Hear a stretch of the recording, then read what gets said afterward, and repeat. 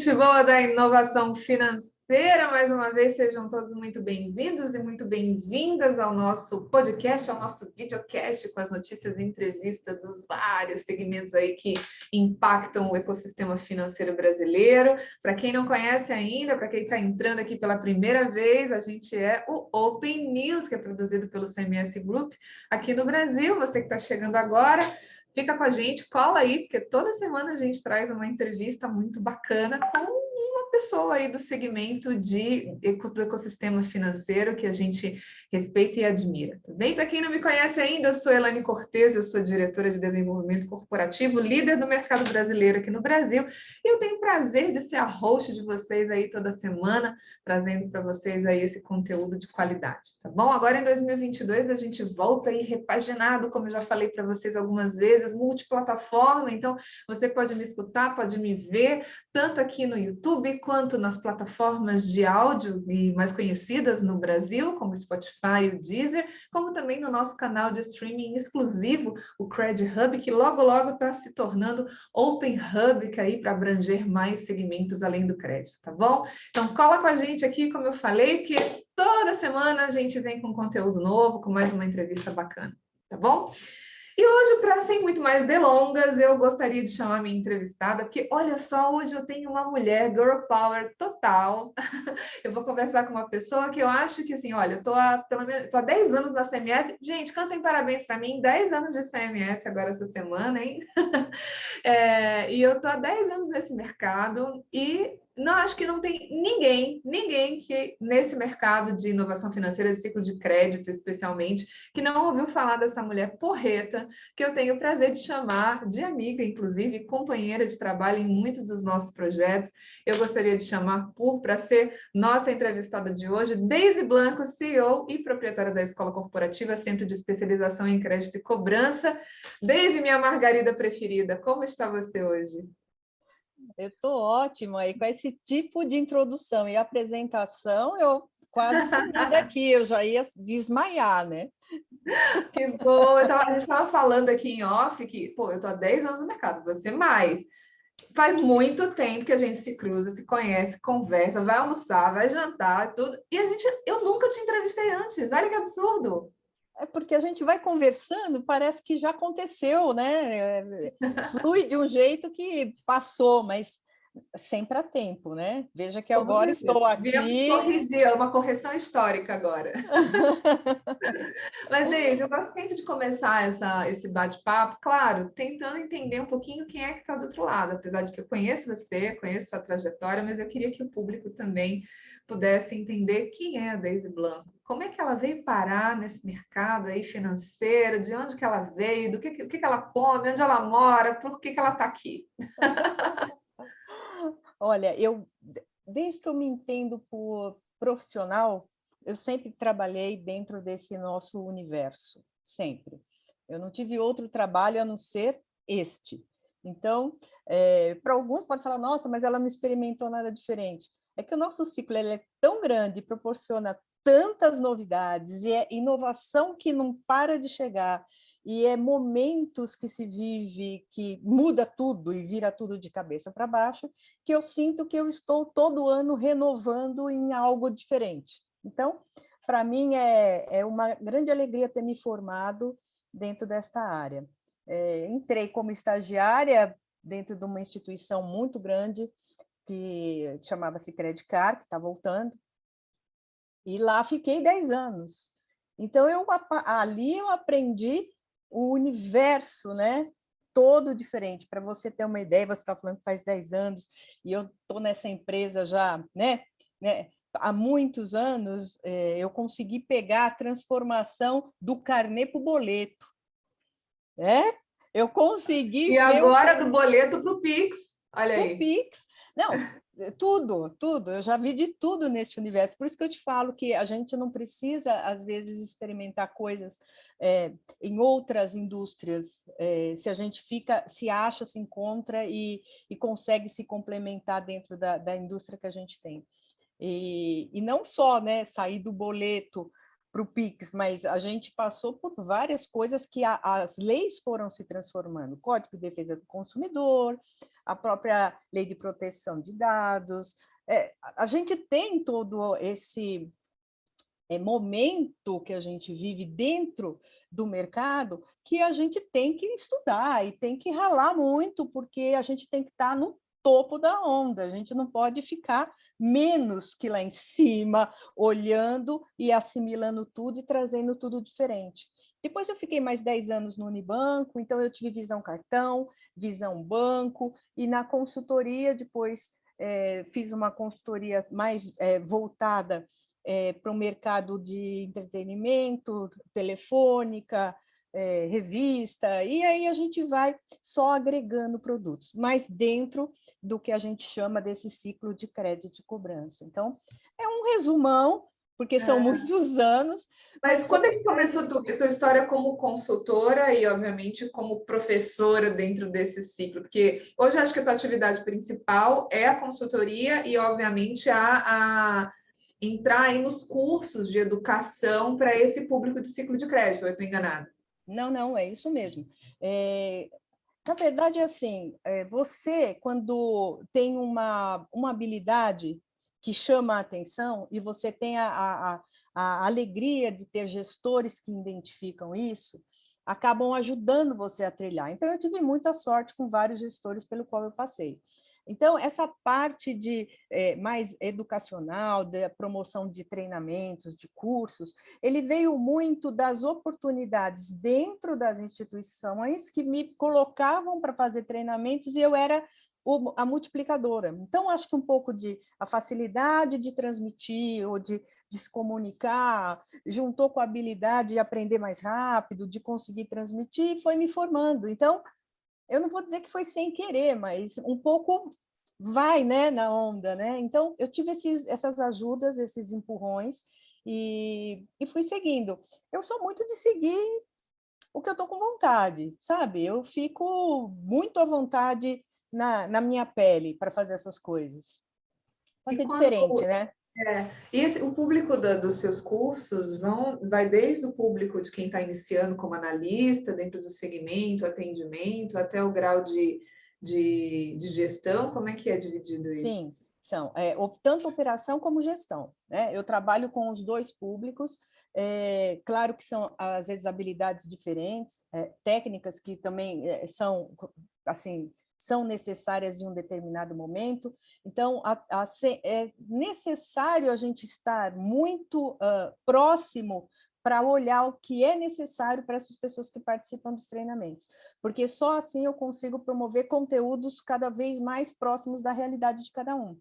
Porque quando a gente fala de cobrança, mais especificamente, a gente vai falar assim, mas cobrança é tudo igual. Não, não é tudo igual, é super tudo diferente. Então, se você está trabalhando produtos bancários, ou se você está trabalhando com estudantil, energia, consórcio, a gente tem um universo, saúde, a gente tem um universo tão amplo e você tem que estar adequada à linguagem desse público e aí entrar na operação e na gestão, porque os dois eles precisam estar alinhados. Não adianta a gestão falar ir para uma linha, falar um A e a operação ir para o B, né? Todo mundo tem que estar ajustado. Então, a promoção desses treinamentos, ela justamente é para trilhar o caminho dessa operação em conjunto, né? É todo o poder que tem a gestão sobre a operação e a operação trazendo tanto o resultado que a gestão precisa. Então, o alinhamento de todos esses treinamentos é muito focado nisso. E é claro que a consultoria,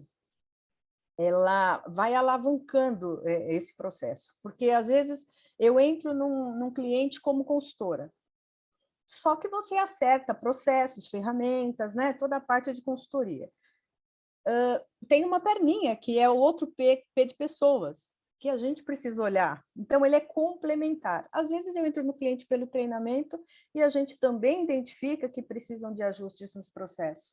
Então, eu sinto nesses clientes que eu vou mais especificamente, sem ser essas salas abertas, que você, com um olhar mais crítico, você consegue mesmo atingir tanto os processos como as pessoas e começa a trazer, digamos assim, né, bem traz todo mundo para a mesma página.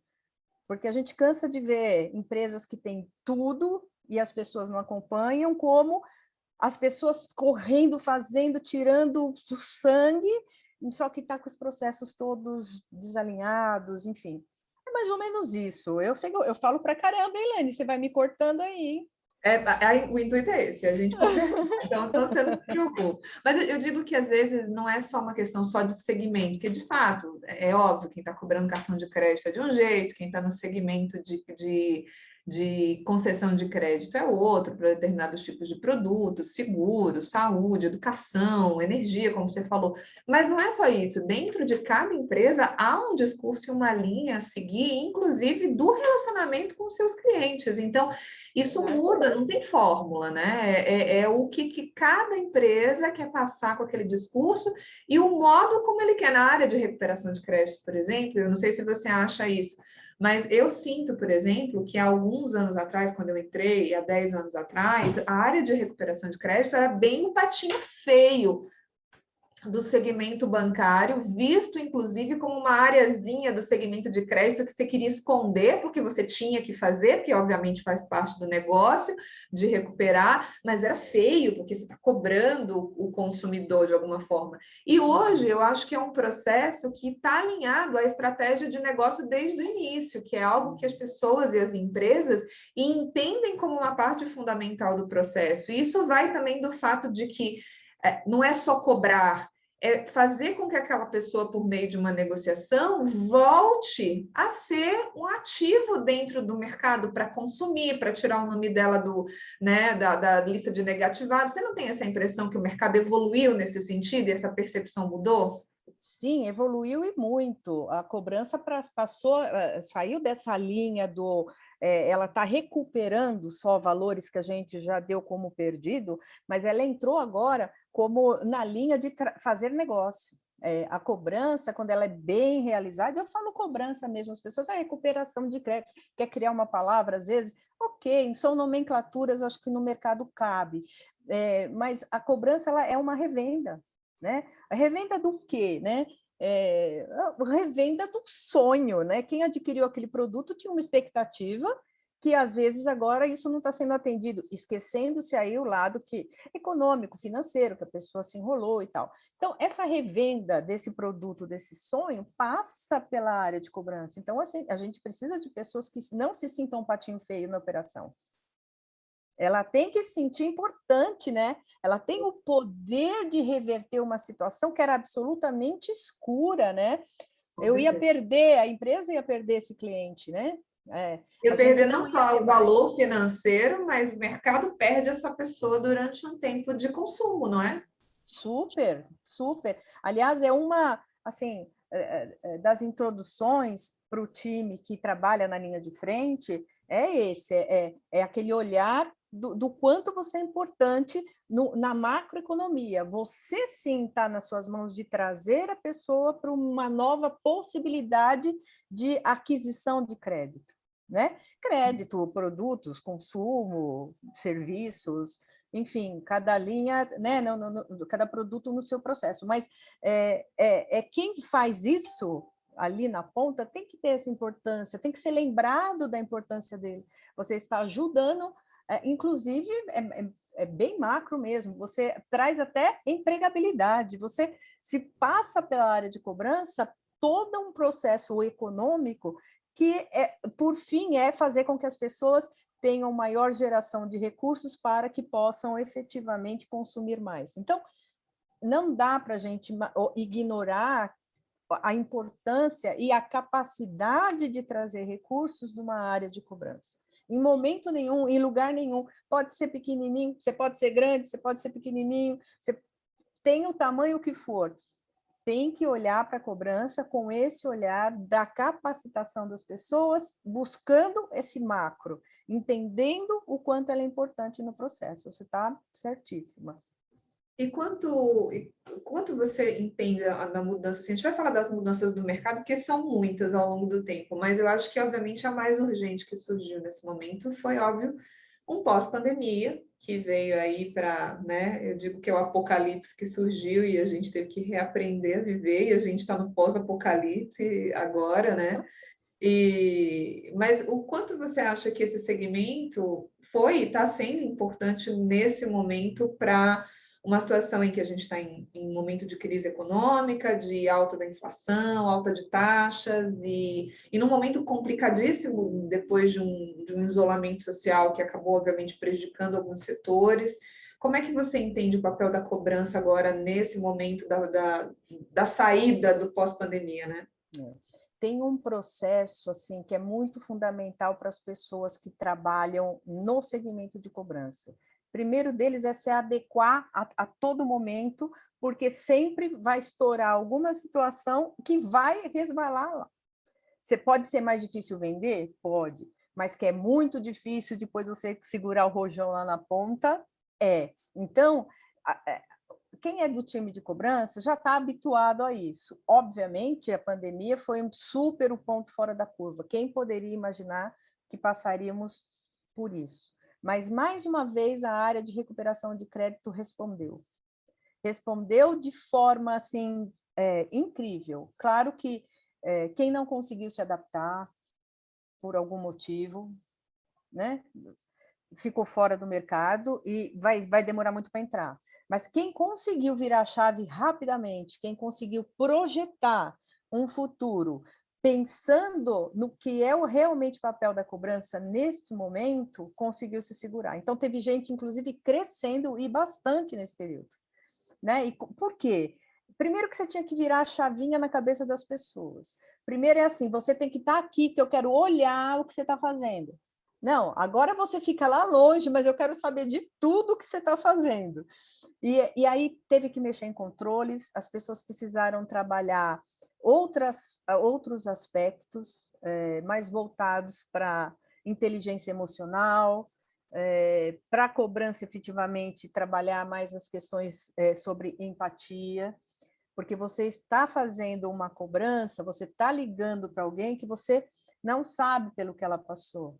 Então, e a empatia, eu falo assim, tem dois tipos de empatia, aquele que a gente decorou, que é se colocar no lugar do outro, e tem a empatia de verdade, é se colocar no lugar do outro, mas dentro da pele do outro.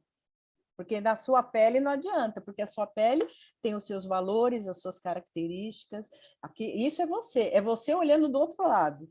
Mas não é isso, empatia é você se vestir mesmo com a pele do outro e entender de verdade o que o outro está passando, para, além de adequar para o processo interno de como você poderia, né, fazer a cobrança, mas também para servir de subsídios e trazer para instituições, olha, agora é assim, lá as pessoas estão sentindo desta forma, as pessoas estão precisando disso. Então, a cobrança, ela também é esse canal que traz informações do mercado, do como as pessoas estão sentindo essa pandemia, né, essa barra, essa dureza, né, essa falta de liquidez, para dentro das instituições, estão dizendo, olha, a gente está percebendo que acontece isso.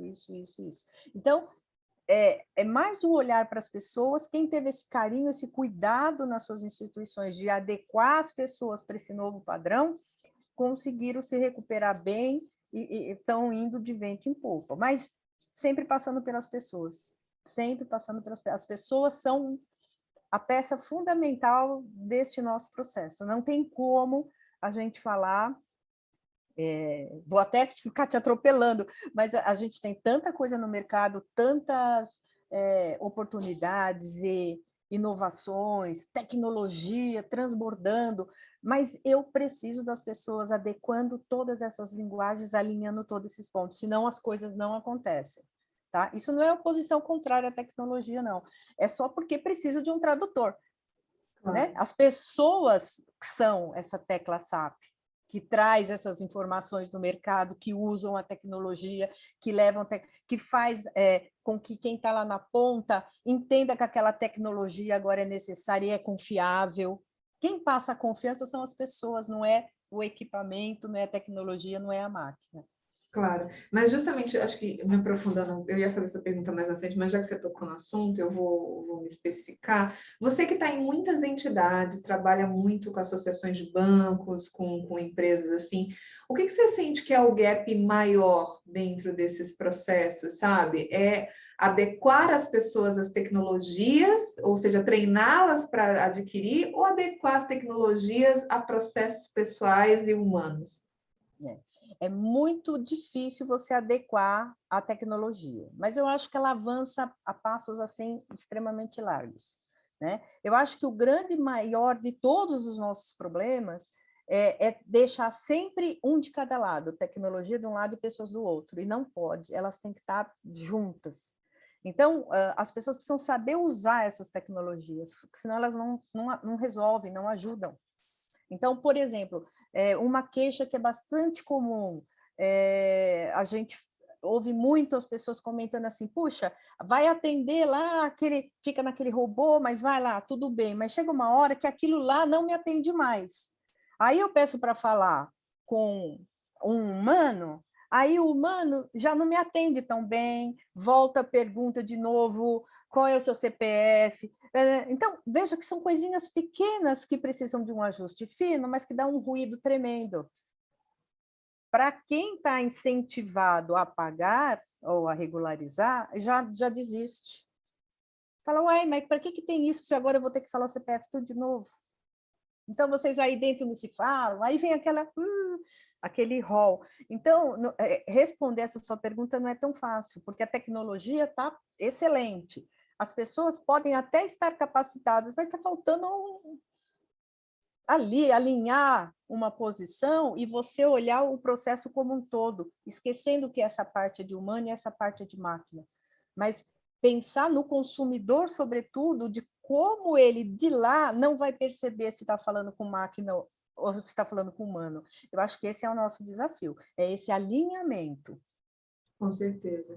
E falando um pouco sobre até essa questão do quanto o consumidor se transformou nos últimos anos e a preocupação das empresas em ter essa experiência com a marca dela, inclusive no processo da cobrança, né? Porque parece que o consumidor cobrado é aquele consumidor que está ali e fala assim, eu praticamente não quero mais me relacionar com ele, quando na verdade é o contrário. E as marcas, elas têm hoje uma preocupação, pelo menos os grandes bancos, grandes empresas, e acho que o mundo fintech veio muito para ajudar a gente a mudar essa percepção de que a experiência, ela tem que ir em todos os processos, né? Ter uma boa relação com a marca impacta, inclusive, nesse momento onde eu estou com um relacionamento meio abalado com essa marca porque eu estou devendo. Então, eu acho que é importante a gente ter essa percepção de que o outro lado mudou e que eu preciso também, e eu, às vezes, como um terceirizado, também preciso representar a marca do meu cliente nesse momento. Não é só o índice de recuperar massivamente o crédito, né? Não, não. Tanto que os principais indicadores hoje, lógico, você não vai deixar de olhar o quanto se recupera, é impossível, né? Sempre o financeiro ele vem em primeiro lugar, mas você já começa a olhar outros indicadores que trazem a resposta do cliente, clima, satisfação. Ah, mas como que vai fazer uma pesquisa de satisfação com o cliente que está sendo cobrado? Sim, ele vai ser cobrado, mas ele se sentiu respeitado, ele se sentiu atendido, ele achou que o tempo de resposta foi boa. Ele pode, inclusive, nem ter aceito, não ter feito nenhum acordo e nem pagar, mas eu preciso saber se ele ficou satisfeito, porque justamente é a minha marca. Então, mudou bastante. Isso não. Quem ainda está no formato antigo, olha, dias contados, ou vai servir sempre para uma cobrança que não tem perspectiva de relacionamento, que é o que a gente busca. É dois R's, né? Recuperação e relacionamento. Eu não posso nem deixar um e nem deixar outro. Tem que ser mesmo aquela brincadeirinha dos pratinhos, sabe? Opa, vou lá recuperar. Nossa, mas eu tenho um relacionamento, eu não posso perder base. Eu tenho que tratar esse meu cliente para ele retornar para a minha base o mais rápido possível, se sentindo satisfeito até o fim do processo. Não cabe mais aquele cliente na hora de vender tapete vermelho. Na hora que eu precisei de vocês, só recebi não. Eu tenho que acabar com eu tenho que cortar esse discurso de quem, do consumidor, de quem olha para a minha marca? Com certeza, tem que ter esse alinhamento, sim. Agora, Deise, a gente estava falando das mudanças, né, do mercado. Aí a gente volta assim, ai meu Deus, ela vai falar da quando você... A gente é velho, né? Na época que eu entrei nesse mercado, as empresas eram muito dentro das caixinhas, né? No sentido de que existiam as empresas de cobrança, existiam as empresas de call center, existiam os bancos, existiam... E hoje não existia nada praticamente de empresas 100% digital, quase nada. Hoje é um mercado fluido que, no final das contas, não existe só uma coisa na outra. Os bancos estão comprando empresas de cobrança, as cobranças já viraram BPO, BPO também, os BPOs não ficam mais naquela caixinha de que eu sou só atendimento de televendas, eu também faço cobrança, então não existe mais essa especificidade que antes se demandava de uma empresa que fizesse uma única coisa. Como é que você analisa essa mudança e o que você acha que vai acontecer? Qual é o próximo passo dessa mudança do mercado? Tem até uma caixinha que você ainda nem citou, que são os escritórios de advogado, que antes Claro, de advogado recuperação era só judicial, claro, exatamente. manda para lá, porque dali já é briga na certa. Sim. Agora esquece, agora escritórios jurídicos já estão entrando em cobrança, porque eles também passaram a reavaliar e viram que é necessário fazer a cobrança administrativa antes. As linhas, elas sumiram. Então, pode tudo. Quem souber fazer melhor e trouxer mais, fica. Os outros caem fora. Então, o mercado ele chegou num ponto que a excelência realmente agora vai ser colocada à prova. E já não vai ser mais porque eu sou sua amiga, vai ser porque você é eficiente. Se eu não for eficiente, eu posso continuar sua amiga, mas eu não trabalho para você. É assim que a coisa vai acontecer. O que já está até tarde. Existia toda uma máquina aí, uma engrenagem que não rodava por conta dessas, às vezes, carteiras muito grandes, ou um nome muito forte no mercado, preferência para trabalhar call center do que escritórios de cobrança, enfim, tinha suas preferências, mas que agora, eu acho que com a grande mudança até interna nas instituições, com esse novo olhar, as sessões, vendas de carteira, aconteceu um universo, virou-se de cabeça para baixo e voltou, sabe? Aquela, não é que só virou de cabeça, virou e voltou, vamos ver quem para agora de pé. E isso é muito bom, isso é muito produtivo. Essas mudanças faz com que as pessoas dê oportunidade para os novos pensamentos, que sejam próprios ou que você traga de outros. E isso é legal. Ter essa humildade de olhar para o lado e falar, nossa, lá ele está fazendo, está dando certo, deixa eu copiar. Adoro quem copia. Eu acho que aquela máxima de quem copia faz melhor é perfeita. Eu vou lá, vejo, nossa, ele tem um modelo diferente, deixa eu copiar aqui, bota a galera para pensar, põe o povo em treinamento, olha para os seus processos e muda. Muda. Quem não muda, e você falou muito bem das fintechs e tudo mais, você quer mais do que agora esses bancos digitais? Os nossos grandes bancos, se não mudarem ainda mais velozmente, vão ficar? Eu fico com essa interrogação. Porque está tudo mais fácil, tudo que não podia agora pode. Mudou demais. Tem um processo que chama mediação, que está entrando no mercado também com tudo. E a mediação, ela veio para trazer esse olhar jurídico, né? Porque ele basicamente seria o fim da régua, né, de cobrança, sem trabalhar no jurídico. Então, ele traz um olhar um pouco, traz o entendimento do consumidor para passar para essa empresa, olha, o consumidor está precisando de algo diferente, não dá para trabalhar só dentro desses parâmetros que foram estabelecidos, esses parâmetros já foram trabalhados lá no começo, lá quando tinha 3 dias de atraso. Agora a gente já está com outro tipo de atraso, a régua ela está sendo incrementada com processos diferentes. E ainda esse, por exemplo, é uma situação que eu ainda não vejo que foi absorvida. As pessoas ainda não entendem direito, e aí corre-se o risco de de ficar para trás, porque pode aparecer uma empresa especializada só para fazer isso, e aí volta o velho mercado, que não é Mas é que tem um saudável. processo agora de legislação, né, em relação a isso, essa parte do mediador, né? Uhum. Existe todo, assim, já é feito, né? Já tem muitos anos que a mediação existe, mas agora para o consumidor está entrando mais rápido um pouco. Ele está entendendo, por exemplo, alguns casos de feirões, desses feirões que existem de tempos em tempos, usam muito mediação. E as pessoas não se deram conta disso. Então, nossa, mas o volume de negócios no feirão é extraordinário porque as pessoas acostumaram com o feirão. Pode ser, mas será que também lá não tem gente boa fazendo certo? Será que a gente não tem que ir lá e aprender, em vez de olhar daqui de fora e criticar? Falar que é o consumidor que é viciado no feirão? Então, essa é uma das mudanças que eu apontaria para você, que é algo que as pessoas precisam olhar e precisam mudar. Porque o mediador não é um advogado, ele não precisa ser um advogado, ele pode ter outra especialidade, mas é uma pessoa melhor preparada, porque ele vai justamente trazer uma mediação, ele não vai atuar só para aquela empresa. Mas será que não tem que ter um olhar agora diferente para isso? Então, essa é uma das mudanças. A outra mudança é finalmente parar com essa situação de vai ter só canal digital, vai ter atendimento humano, mas a gente é híbrido, mas o híbrido não funciona. Desculpa, não tem por que o híbrido não funcionar.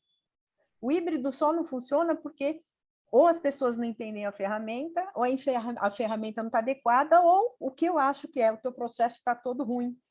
Então, arruma o teu processo, porque todo o resto vai funcionar muito bem. Então, adequar melhor isso e observar essas outras coisas do mercado. Eu acho que é isso que vem com um pouco mais de força agora, porque em termos de cessão de carteira, de mudança, os grandes bancos fazendo uma revolução, né, com as suas carteiras, mudando de lugar, trazendo uma visão diferente, os escritórios jurídicos tomando forma de cobrança. Os É próprios tudo bancos comprando empresas de cobrança para internalizarem processos, que isso é uma mudança imensa enorme. no mercado, né? É enorme, enorme. Então, mas que nicho que eles viram, então, para fazer isso? Para internalizar. Veja como as coisas são, né? Primeiro era, vamos terceirizar tudo. Nossa, agora não, agora a gente traz tudo para dentro. Opa, então peraí, deixa eu olhar. Por que será que isso aconteceu? Né? O que ele tem na gestão que eu posso ter para que ele não me deixe daqui de fora, né? Tem Eu te tanta pergunto, por que coisa. que você acha que isso aconteceu? Por que que tem tanto banco comprando empresa de cobrança? Olha, na verdade, eu acho que tem uma situação para ajuste financeiro deles que é mais importante, entendeu? Tem uma. Porque ele fica com o nome do banco, mas na verdade é o nome de um escritório. Então, ele está querendo especializar, quer ter embaixo dele, mas quer que ele seja uma empresa independente, mas com a gestão dele. E quando você tem um escritório totalmente externo, a gestão não é dele, ele é o cliente, e como um cliente é feito tudo para deixá-lo, né, atendido em todos os pontos, mas nunca a gestão vai ser completamente dele. E você acha E que a divisão das carteiras, porque assim, vamos ser honestos, os grandes bancos dividem suas carteiras em inúmeros provedores para até uma competitividade interna e ver quem recupera mais, né?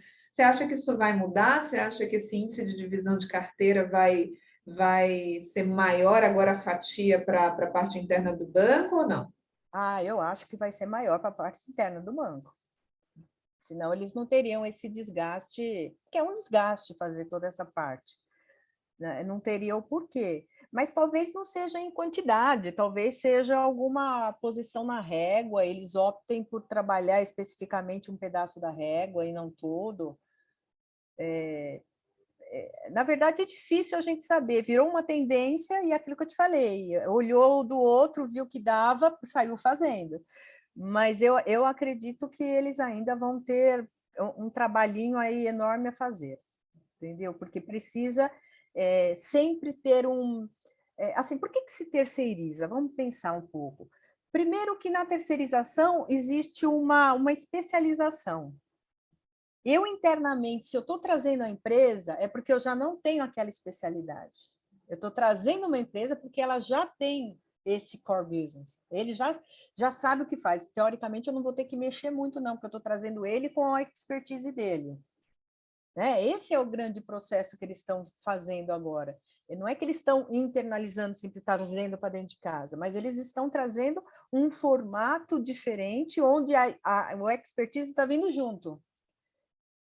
Agora, o próximo passo seria o quê? Expertise, Nossa, investimento em tecnologia que já foi feito, já tudo isso. tem, claro, e fora que o que eu estou usando dentro daqui dessa instituição, fazer com que essa outra turma, que não é fora, é dentro, né, seja aprovado dentro de todos os colegiados, é muito mais fácil, né, do que transformar informação para lá, ainda mais com a gente, com essa Lei Geral de Proteção de Dados aqui batendo, né, na porta de todo mundo. Então, isso, por exemplo, ajuda nesse sentido. Mas será que o próximo passo é essa empresa ela vai trabalhar minha carteira ou eu quero me especializar o suficiente para buscar a carteira de outros bancos também? Claro. Não é? E há também um movimento, eu acho que é importante, a partir do momento que acontece isso, de que empresas no segmento de recuperação de crédito passem a olhar com um pouco mais de interesse alguns outros mercados, que talvez não tenham o volume dos bancos, mas são dependentes também e precisam de especialização nesse setor. A gente está falando de um crescimento de um outro olhar para segmentos como saúde, como educação, como energia, como commodities como um todo, né? Telecoms, que já obviamente já tem um grande volume aí, mas o varejo, o próprio varejo em si, né, que não está só na mão das financeiras, mas às vezes está na mão do próprio varejo em si, que tem uma financeira interna. Então, eu acho que é um momento da diversificação, né? E veja que o movimento é bem inverso, né? Enquanto as instituições bancárias estão trazendo, os menores, o varejo está tirando, está retroalimentando o mercado. Então, tem que se especializar também. Assim, a maioria dos consórcios, por exemplo, eles são consórcios, agora já são banco também. Estão abrindo seus próprios bancos. A nossa forma de gerir negócios vai ter que ser repensada muito, porque qualquer um hoje pode ser banco, né? Qualquer um. Qualquer produto, qualquer linha pode ter banco. Aí eu vou financiar os próprios veículos que eu vendo. Então, é como se o mercado da produção se encerrasse no mesmo ciclo. Quer dizer, eu financio, eu vendo e eu cobro. Como eu ainda não sei, eu estou terceirizando essa parte. Mas a gente não sabe se daqui para frente o movimento também vai ser exatamente o mesmo. O que eu entendo, assim, olhando para o mercado, é que parece que o céu de verdade é o limite. As pessoas realmente estão se preparando para grandes saltos no mercado, né? E para isso não adianta, tem que ralar, tem que estar atento, tem que olhar mercado, tem que olhar indicadores, tem que cada vez mais participar de fóruns, de ter discussão, você falou muito de estar na caixinha, né, de abrir a cabeça. Eu sempre falo, as pessoas ficam, pensar fora da caixinha, mas pensa fora da caixinha, mas molda o seu cérebro, porque você sai da caixinha, mas sai com o cérebro quadrado, você não enxerga nada. Não basta sair da caixinha, saia da caixinha, mas deixa o seu cérebro redondinho, porque você tem que absorver muitas informações e muitas coisas ao mesmo tempo, e estar preparado. Você pensa que eu saí de um momento, de um treinamento absolutamente presencial, que não existia, mas de jeito nenhum, eu nunca tinha feito um treinamento online na minha vida, e olha, de muitos anos, e a pandemia me enriqueceu com isso. Ela me enriqueceu, eu fiquei outra pessoa fazendo esses Abriu treinamentos outras online. possibilidades, inclusive em outros estados, tudo isso, né? E você Porque concorda que eu nem tinha isso? Eu nem sabia que eu tinha? Ué, como assim? Eu posso? Nossa, será que eu consigo? E alguém me deu essa chance e a coisa aconteceu. Aliás, foi uma encomenda. Vamos tentar? Vamos tentar. E foi ótimo. E foi ótimo. Porque, como você falou, para outros estados, eu sempre fui. Eu sou a que faz a malinha e vai aonde chamar, eu vou. Só que tem um custo, né? Tem um custo. Para os pequenos, esse custo também pesa bastante, porque é um investimento que ele vai fazer que às vezes o retorno não é no primeiro dia, no segundo dia. Demora um pouco. O resultado de treinamento, quando você mede, você vai ver que ele é diluído. Ele não é a pessoa... Claro, tem gente que entra e sai outra, é fantástico, mas a maioria que já trabalha, ela vai assimilando técnicas diferentes, um jeito diferente de falar, vai se ajustando, mas isso é ao longo de um período. Então, o que é investido demora o retorno. Tem que ter esse olhar também para quando você fala de treinamento das pessoas. Mas o online já reduziu isso enormemente. Aí você pode até querer me perguntar, mas o pessoal fica satisfeito? Funciona? É igual? Olha, ele funciona, ele não é igual, mas ele funciona. É como os eventos, a gente fala a mesma coisa. O evento digital, o evento físico, na época da pandemia, claro, o nosso setor foi um dos mais afetados, e eu sempre falo para as pessoas que são experiências completamente diferentes e cada uma tem o seu propósito. Agora, quando a gente não tem opção, é tu, não tem tu, vai tu mesmo. Mas quando a gente tem opção e entrou o digital como algo, ele agora ganha um outro propósito, que seria meio dessa coisa de tirar barreiras, tirar fronteiras, onde o físico não cabe, o digital sempre está ali. Agora, o físico tem uma experiência que é indescritível e, obviamente, não é insubstituível, nenhum substitui o outro, né? Não, são duas coisas completamente diferentes. Inclusive no online, mas é melhor assim, que tem esse que nós estamos fazendo. Tem lá as pessoas, eu desse lado, eu vejo todo mundo, ou é melhor eu colocar todo mundo numa sala e você fica no telão? E vai indo, as variantes estão aparecendo, fala, vamos lá, vamos acomodar, ver como que o pessoal se sente melhor, aproveita, faz um café da manhã para o pessoal, aí você também coloca mais alguém, coloca também uma pessoa de RH lá para observar. Então, e você vai criando também um jeito diferente de vender o seu produto. Por exemplo, eu gostaria de estar fazendo essa entrevista aqui com você pessoalmente, tomando uma caipirinha, mas não foi dessa vez. Mas a gente toma, vamos marcar, que aqui está um pôr do sol lindo, maravilhoso. Mas existem outras oportunidades. Você falou do congresso. Eu não perco o congresso. Se eu estiver em São Paulo, se eu puder ir, eu vou, porque ele é fantástico. Por tudo que acontece, pelo conteúdo, mas também pelas pessoas, pelo que você consegue reavivar, conversas, gente que você às vezes não tem tanta proximidade, que às vezes o laço acontece, porque ele é momentâneo, mas nada impediu de acontecer de forma digital. Eu também acompanhei os conteúdos de forma digital, faltou, mas também nada impede que se parte possa ser assim, parte presencial, ou que venham menores com mais frequência, que vocês vão criar, eu imagino, coisas aí fabulosas aí para o nosso segundo semestre. É isso, a gente não pode ficar com aquele pensamento quadradinho. Restrito, A gente tem que olhar para aquele carinha que vai ficar muito satisfeito, que mora muito longe, né? Vou falar lá do Maranhão, mas que mora lá longe no Maranhão, mas que ele vai participar de um conteúdo que talvez ele não tivesse oportunidade. Ou o empresário, ele vai poder colocar 2, 3, 4, 5, 8 funcionários ao mesmo tempo, e para cá só viria ele. Sim, com certeza. Com certeza. Multiplica a capacidade de você passar conteúdo, né? É o que está acontecendo em treinamento. Aí, claro, os primeiros 6 meses foram muito difíceis, porque ainda estava todo mundo paralisado. Vai treinar o quê? Porque a gente não sabe nem se vai estar viva. Vou treinar, vamos treinar, pessoal. Não, ninguém é maluco. Mas depois que a coisa começou a engrenar, começaram a surgir demandas que até eu fiquei muito surpresa. As pessoas finalmente olharam para a parte das habilidades que as pessoas precisam ter para tomar decisão. Então, tomada de decisão, inteligência emocional, coisas que pouca demanda eu tinha. Adaptabilidade, resiliência, né? Tudo. Parou tudo, o cara está lá no telefone com a pessoa, já não consegue, faz o quê? Ela vai, segura a bucha, faz, se fez certo, vai ganhar parabéns, se fez errado, vai ganhar um puxão de orelha, mas faz. Né? Cadê essa dinâmica que antes era fácil, ele ficava sentado, chacoalhando a perninha, levantava o braço e esperava o gestor aparecer. Ele teve que tomar decisões. Olha que maluco, que bom, né?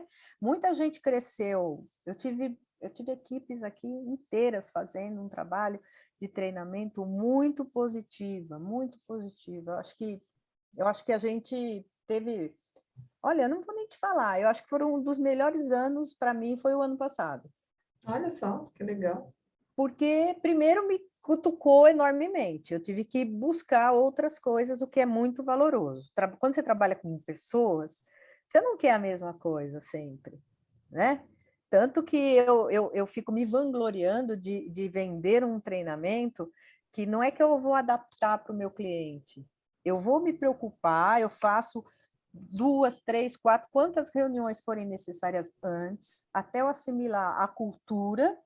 Eu mudo, inclusive, as nomenclaturas. Como você gosta de chamar o seu inadimplente? Uhum.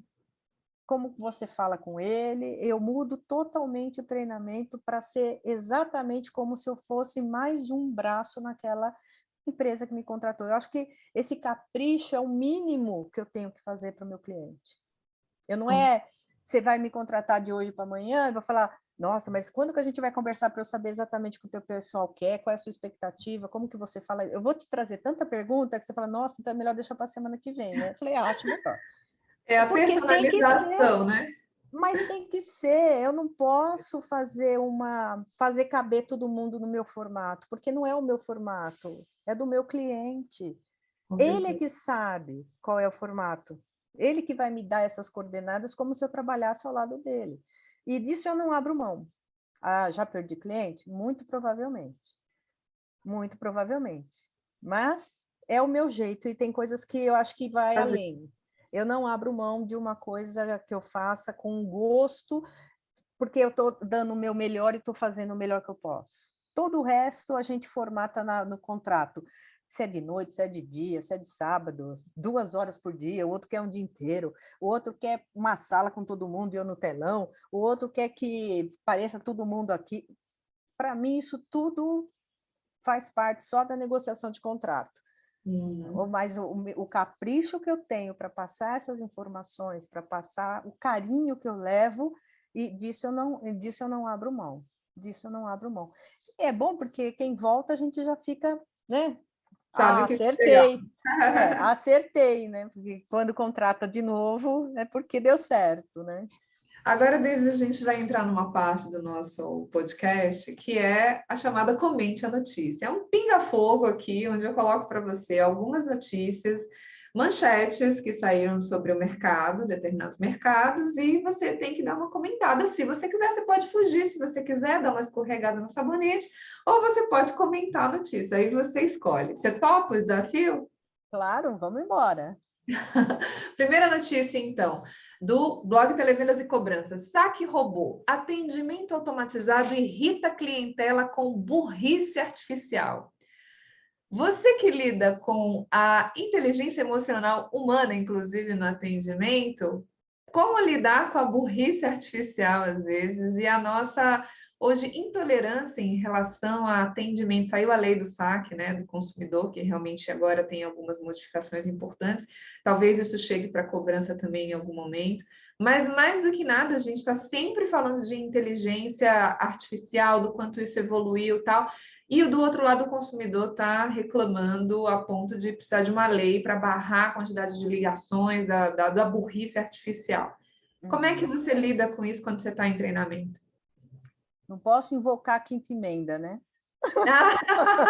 Pode. Fui orientada a ficar quieta. Não. Olha, ele é um pouco daquilo que eu falei para você. O consumidor ele não quer mais voltar para o zero cada vez que acontece alguma coisa. Ele quer dar continuidade dali de onde ele parou. Então, tem toda essa urgência. Nós, consumidores, temos essa urgência em tudo, para resolver questões, para ter respostas rápidas. Então, eu preciso ter esse entendimento do meu consumidor para ajustar, porque realmente vem uma avalanche de situações inoperáveis ou de erros que não é não é, como que eu vou te falar assim, não é a barreira tecnológica que está dizendo isso. É o próprio manuseio da tecnologia que faz isso. Eu lembro no começo, quando a gente fazia, a gente chamava de árvore de decisão, sabe? Aquele, se for a Elaine, sim, se não for, Elaine quer pagar, se ela falar não, vai para outra variante. Um fluxogramazinho de... Isso, é a mesma coisa para o robô. Não tem por que a tecnologia errar. Se está errando, se está aparecendo essa quantidade de sandices, é que as pessoas não sabem operar. Né? Claro, tem ferramentas que não são tão boas, você também precisa olhar isso. A ferramenta, primeiro, acima de tudo, o seu CRM está ajustado? Por que você não tem informação correta? Não faz sentido ficar pedindo o CPF 200 vezes. Qual é a solicitação do consumidor? Você está derivando para onde? Então, essas derivações, elas precisam ser ajustadas, porque eu acho que está indo com muita sede ao pote. Eu acho que podia desacelerar um pouquinho o processo, mas entregar pequenas partes mais arredondadas, né? Para não correr um risco tão grande de cometer erros e, inclusive, prejudicar a marca. Né? Falou disso aí, isso acontece, porque você chega uma hora que você desiste. Eu passei por um processo desses pessoal, com um determinado banco, ao ponto de eu falar assim, eu não quero mais, porque eu já falei para você que o endereço é outro. Já mandei, o robô perguntou, mandei para o robô 3 vezes o endereço, mandei contrato, que era uma conta PJ.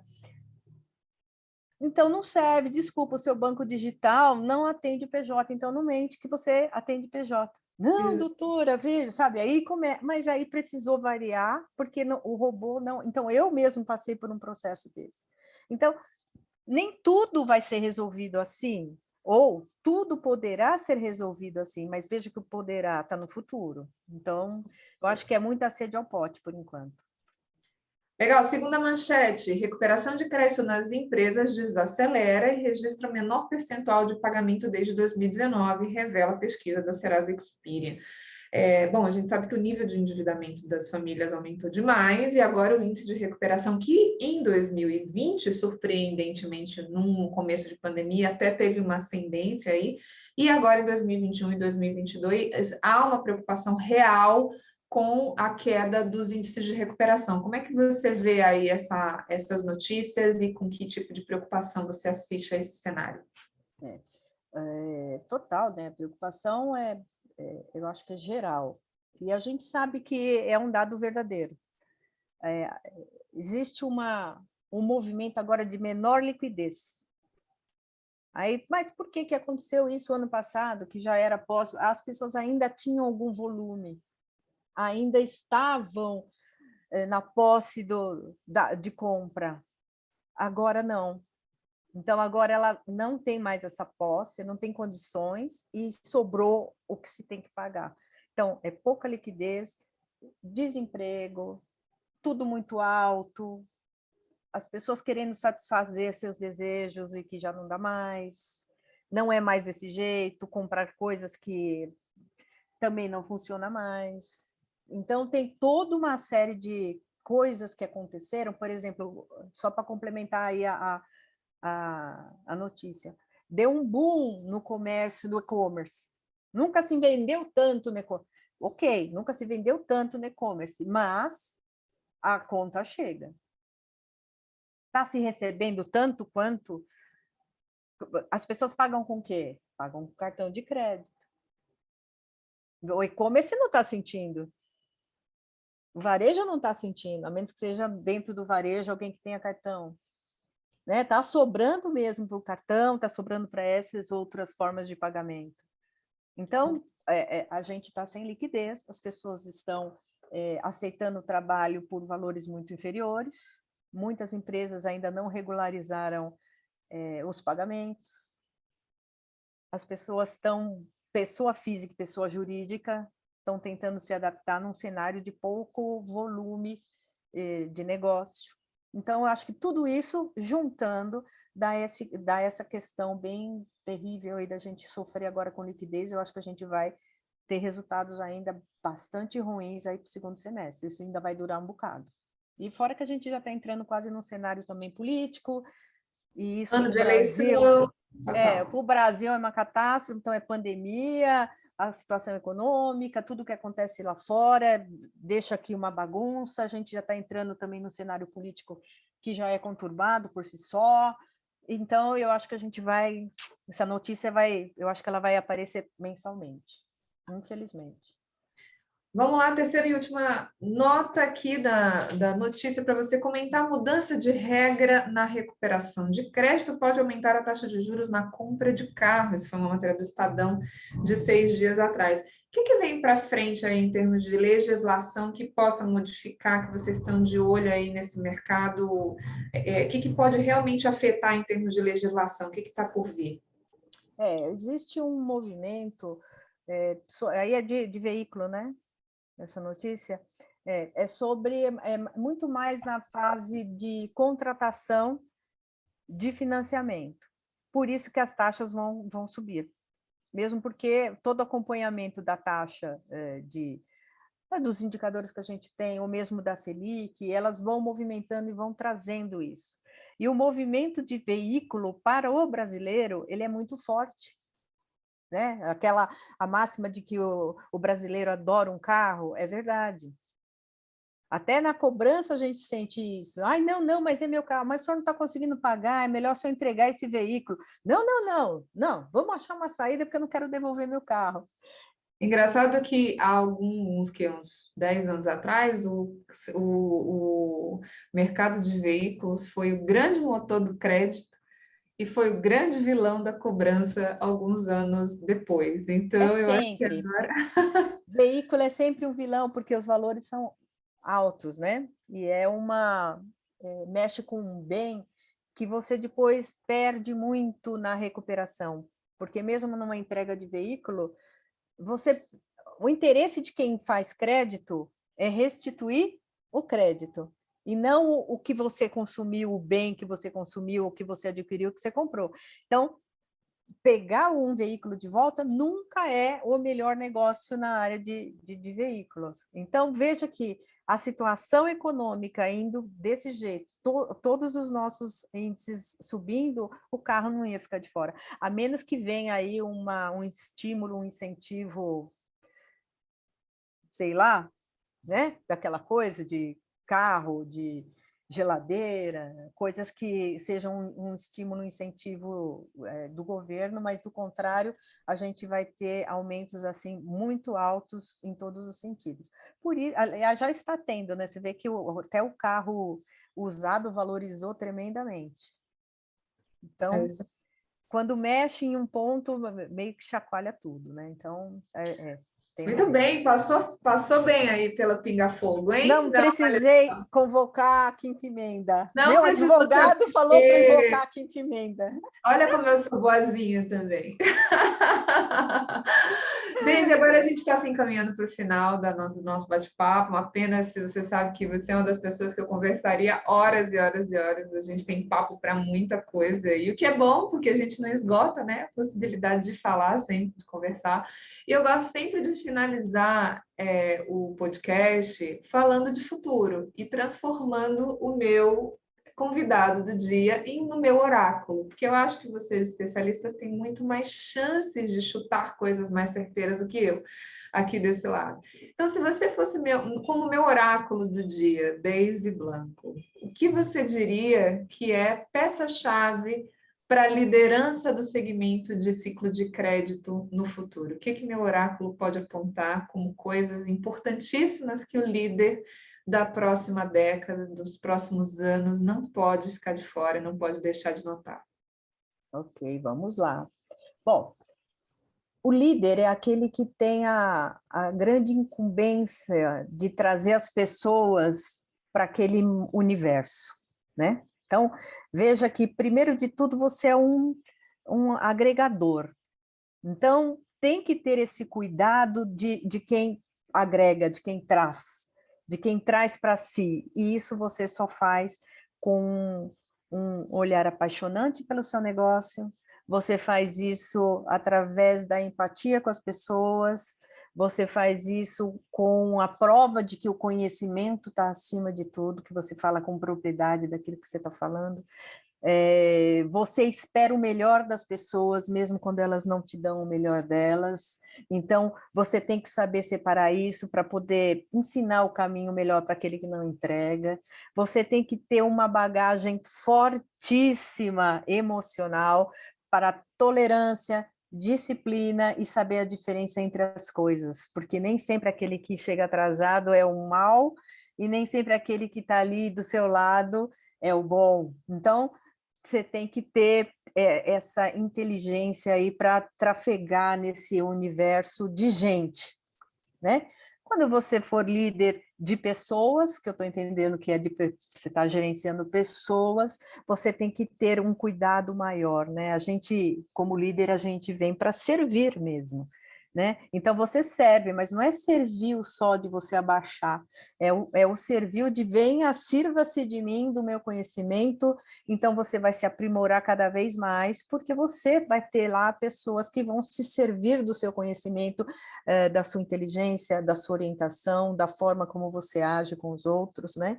Você vai ser o grande vidro que ali, qualquer coisinha que bate, racha, mas você não pode quebrar. Você tem que se manter íntegro, de pé, para continuar formando pessoas, que é um dever de todo líder, né? Formar pessoas e pessoas cada vez melhores.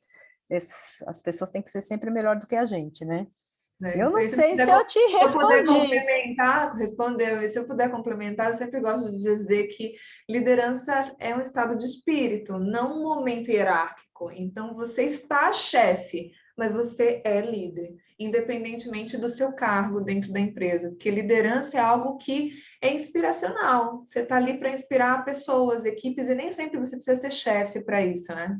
É verdade, não, e o líder pode ser, o novo formato de liderança, ele vai muito mais seguindo projetos do que posição, né? Hoje a Deise é líder desse projeto, e Uhum. hoje, agora a líder desse projeto é ela, não é a Deise mais. E a gente tem que entender que agora é a minha vez de ser liderado.